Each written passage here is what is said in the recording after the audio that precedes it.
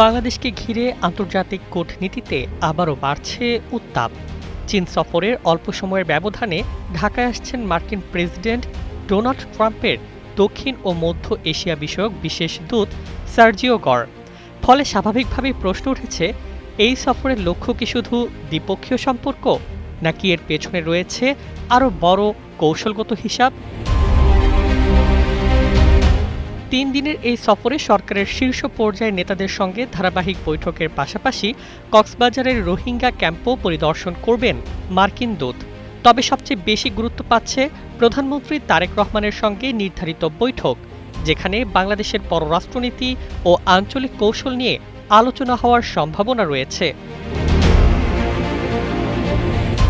বিশ্লেষকদের ধারণা, বেইজিংয়ের সঙ্গে বাংলাদেশের ঘনিষ্ঠ সম্পর্ক, বিশেষ করে তিস্তা মহাপরিকল্পনা ও বড় অবকাঠামো উদ্যোগে চীনের ভূমিকা সম্পর্কে সরাসরি মূল্যায়ন করতেই আগ্রহী ওয়াশিংটন।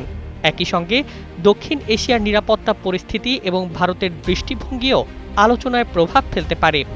এভাবেই কোটি কোটি মানুষের ঘরে দেশ জুড়ে ফ্রিজ একটাই, ওয়ালটন। তবে আলোচনার পরিধি শুধু ভূ রাজনীতিতে সীমাবদ্ধ নয়।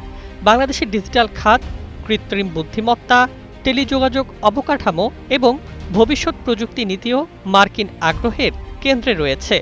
যুক্তরাষ্ট্র চায় এসব খাতে এমন নীতিমালা গড়ে উঠুক যাতে আন্তর্জাতিক বিনিয়োগ, বিশেষ করে মার্কিন প্রযুক্তি প্রতিষ্ঠানের জন্য অনুকূল পরিবেশ নিশ্চিত হয়।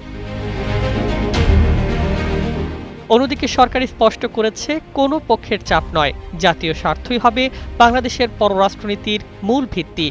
বাংলাদেশ ফার্স্ট নীতির আলোকে যুক্তরাষ্ট্র ও চীনের সঙ্গে সমান গুরুত্ব দিয়ে সম্পর্ক এগিয়ে নেওয়ার বার্তাই দিচ্ছে ঢাকা।